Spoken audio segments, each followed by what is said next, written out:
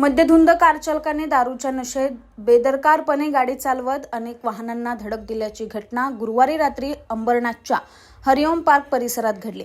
यावेळी नागरिकांनी या कार चालकाला पकडून पोलिसांच्या हवाली केलं असून या प्रकरणी शिवाजीनगर पोलीस ठाण्यात या कार चालकाविरोधात गुन्हा दाखल करण्यात आलाय। नवनीत सुशील मिश्रा असे या आरोपी कार चालकाचे नाव असून तो निसर्ग ग्रीन गृहसंकुलात वास्तव्याला आहे। गुरुवारी रात्री हरिओम पार्क परिसरात त्याने दारूच्या नशेत भरधाव वेगात गाडी चालवून काही रिक्षा आणि कारला धडक दिली आणि तिथून पळून गेला। मात्र नागरिकांनी पाठलाग करून त्याला पकडलं आणि पोलिसांना पाचारण करत त्याला त्यांच्या ताब्यात दिलं। त्यानंतर शिवाजीनगर पोलिसांनी त्याच्यावर विविध कलमांन्वये गुन्हा दाखल करत त्याला बेड्या ठोकल्यात।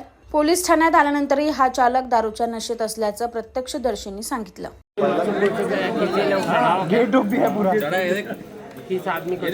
तेरा गाड़ी का हालत नहीं देख फोटो लावली है किस आदमी को चढ़ा ये तेरा घर का रास्ता है क्या?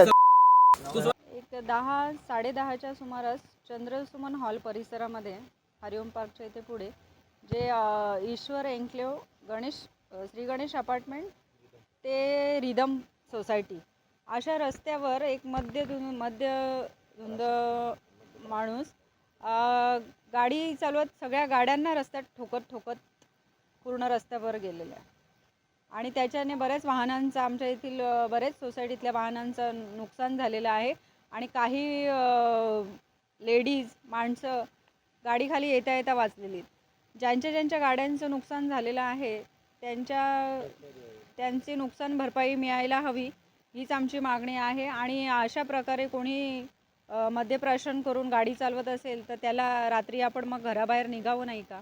आमच्या इथे रात्री जेवण झाल्यानंतर शतपावली करायला सिनियर सिटीजन असतात, महिला असतात, फिरत असतात, मग हा त्यांच्या जीविताला धोकाच आहे।